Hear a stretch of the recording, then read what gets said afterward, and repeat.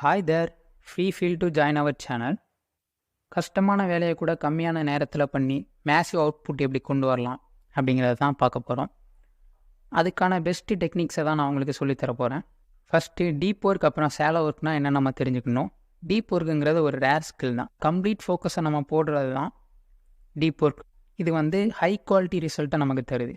Salem work அப்படிங்கிறது TV பார்த்துக்கிட்டே படிக்கிறது, அந்த மாதிரி நிறைய டிஸ்ட்ராக்ஷன் இருக்கக்கூடியது தான் shallow work. Bill Gates first version of the basic சாஃப்ட்வேரை மைக்ரோசாஃப்ட்டுக்காக 8 வாரத்தில் கோடிங் பண்ணார். எவ்வளோ நேரம் டைம் ஸ்பெண்ட் பண்ணுறோங்கிறத விட எவ்வளோ ஃபோக்கஸ்டாக இருக்குங்கிறது தான் முக்கியம். ஹியூமன் பிரெயின் மல்டி டாஸ்கிங்க்கு சப்போர்ட் பண்ணாது. டீப் ஒர்க்கை எந்த மாதிரி நம்ம யூஸ் பண்ணிக்கலாம், அதுக்கு ஒரு 4 வேஸ் சொல்கிறேன். Monastic approach. கம்ப்ளீட்டாக நம்ம ஒரு மான்க் மோடுக்கு ஷிஃப்ட் ஆகிட்டு எல்லாத்தையும் விட்டு அந்த ஒர்க்குக்காக நம்ம போடுற எஃபர்ட் நமக்கு பெஸ்ட் ரிசல்ட்டை தரும். Bio model approach. நம்ம படிக்கிறதுக்குன்னு ஒரு இடத்த ரெடி பண்ணி வச்சுக்கணும், ஸ்டடி ஹால் மாதிரி. ஏன்னா நம்ம என்விரான்மெண்ட் நம்மளோட மைண்ட் செட்டை அப்படி கம்ப்ளீட்டாக மாற்றிடும். இதனால் நம்மளோட எஃபிஷியன்சி அதிகமாகும். ஜேகே ரவுலின் ஹாரி பாட்டர் புக்கை கம்ப்ளீட் பண்ணுறதுக்காக தனியாக ஒரு அப்பார்ட்மெண்ட்டில் தங்கியிருப்பாங்களாம். Rhythmic approach. மார்னிங்கில் அதிக டிஸ்ட்ராக்ஷன்ஸ் இருக்காது. ஸோ மார்னிங் டைமில் டீப் ஒர்க் பண்ணுறதுக்கான பெஸ்ட்டு டைம். ஈவினிங் டைமில் சேலோ ஒர்க் பண்ணலாம். Journalist approach. நம்மளோட கன்வீனியன்ட் டயத்தில் டீப் ஒர்க் பண்ணணும். ஒரு ரிசர்ச்சுக்காக ஒரே ஐக்யூ லெவல் இருக்கக்கூடிய ஸ்டூடெண்ட்ஸை 2 குரூப்பாக பிரிக்கிறாங்க. அதில் ஒரு குரூப்புக்கு சின்ன சின்ன வேலைகளை கொடுக்குறாங்க. இன்னொரு குரூப் ஃப்ரீயாக இருக்கிறதுனால சீக்கிரமாகவே அந்த பஸ்ஸில் சால்வ் பண்ணுறாங்க. ஸோ டீப் ஒர்க் ரொம்பவே முக்கியம். நம்ம படிக்கக்கூடிய வேர்ட்ஸ் எல்லாம் வெறும் வார்த்தைகளாக மட்டும் படிக்காமல் அது ஃபேக்டாக கான்செப்டான்னு புரிஞ்சுட்டு படிக்கணும். மனித உடலில் 206 எலும்புகள் இருக்குது. இது ஃபேக்ட். இதை நம்ம ஞாபகம் வச்சுக்கிட்டால் போதும். இந்த மாதிரி ஃபேக்ட்லாம் என்னால் சீக்கிரமாக ஞாபகம் வச்சுக்கிட முடியலை அப்படின்னா, நம்ம பார்க்கக்கூடிய இடம்லாம் வால், ஃப்ரிட்ஜு, கபோர்டு, அந்த மாதிரி ஏரியாலலாம் ஸ்டிக்கர் மாதிரி பிரிண்ட் அவுட் பண்ணி ஒட்டி வச்சுக்கிறது நமக்கு ஹெல்ப்பாக இருக்கும். கான்செப்ட் இதை நம்ம அண்டர்ஸ்டாண்ட் பண்ணி தான் ஆகணும். இதை எப்படி ஈஸியாகிறதுன்னு பார்க்கலாம். Using your own imagination. இமேஜினேஷனுங்கிறது சென்சரி ஆர்கனோட பேட்ஸை லிங்க் பண்ணி பார்க்குறது தான். இது ரொம்ப எஃபெக்டிவான மெத்தட். ஒரு பேரிச்சம்பழம் இருக்குன்னா அதோட ஷேப் இப்படி இருக்குது, அதோட டேஸ்ட் இந்த மாதிரி இருக்கும், அதோட வடிவம் இந்த மாதிரி இருக்கும், அதோட ஸ்மெல் இந்த மாதிரி இருக்கும், அதோட டெக்ஸ்டர் இந்த மாதிரி இருக்கும். அதை ஃபீல் பண்ணி அந்த சென்சரி ஆர்கன்ஸோட கனெக்ட் பண்ணி படிக்கிறது ரொம்ப ஈஸியாக மறக்காது. அசோசியேஷன்னா 2 வேர்ட்ஸுக்கு இடையில் இருக்கக்கூடிய கனெக்ஷனை தான் அசோசியேஷன்பாங்க.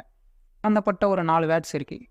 பென்சிலுக்கு அடுத்து இரேசர், ரூலர், ஷார்ப்னர் அந்த மாதிரி இருக்குன்னா நம்ம ஞாபகம் வச்சுக்கிறது ஈஸி.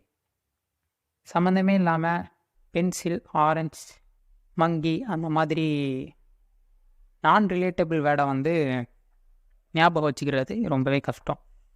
சம்மந்தமில்லாத வேர்ட்ஸை கூட நம்ம லிங்க் பண்ணலாம் ஸ்டோரி மூலிமா. நம்ம பிரெயினோட ஸ்டோரேஜ் எவ்வளோ தெரியுமா? 2.5 பெட்டாபைட்ஸ். ஒரு பெட்டாபைட்ஸுங்கிறது 1024 டெராபைட்ஸ். ஒரு டெராபைட்ஸுங்கிறது 1024 ஜிகாபைட்ஸ். இதைத்தான் நம்ம ஜிபிங்கிறோம். அதாவது 25 லட்ச ஜிபி நம்ம பிரெயினுக்கு ஸ்டோரேஜ்.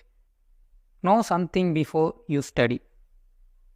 ஆல்ரெடி அந்த டாப்பிக்கை கம்ப்ளீட் பண்ண நம்ம ஃப்ரெண்ட்ஸ்கிட்டையோ அது ரிலேட்டிவான யூடியூப் சம்மரிஸையோ பார்க்குறதுனால நமக்கு ஒரு கிளாரிட்டி கிடைக்கும் எதை பற்றி படிக்க போகிறோங்கிறது. Break the study session to small session.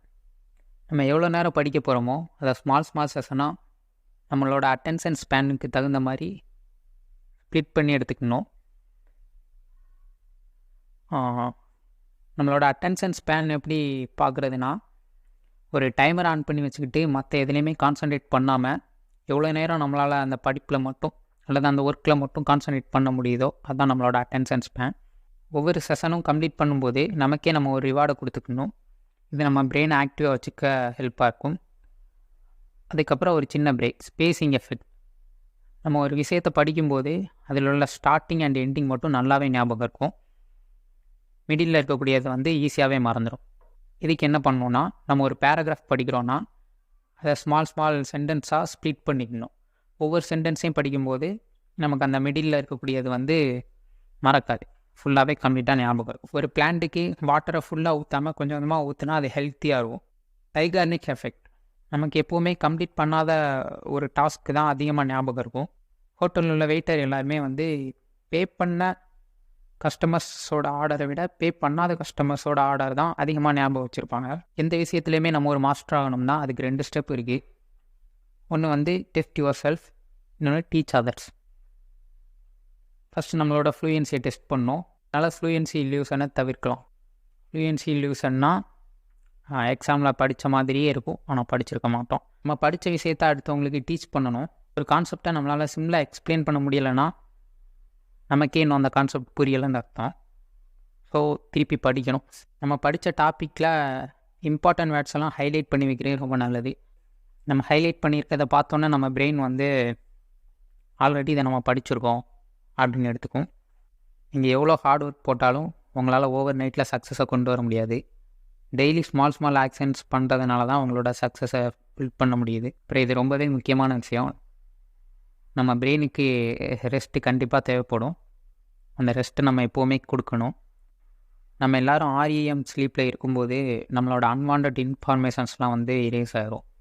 So நம்மளோட பிரெயினுக்கு ரொம்பவே ஸ்டோரேஜ் கிடைக்கும். இதனால் பெரிய பெரிய ஆண்டர்ப்ரனர்ஸ்லாம் வந்து ஈவினிங் 5:30 மேலே ஒர்க் பண்ண மாட்டாங்க. வீக்கெண்ட்ஸ்லேயும் வந்து ஒர்க் பண்ண மாட்டாங்க. இருந்தாலும் அவங்களோட கொலீக்ஸை விட அவங்களோட கோவர்க்கரை விட அதிகமாக அச்சீவ் பண்ணியிருப்பாங்க. நம்ம பிரெயினுக்கு ரெஸ்ட் கொடுக்குறதுனால அது நல்லா பிரிஸ்காகவும் ஆக்டிவாகவும் இருக்கும்.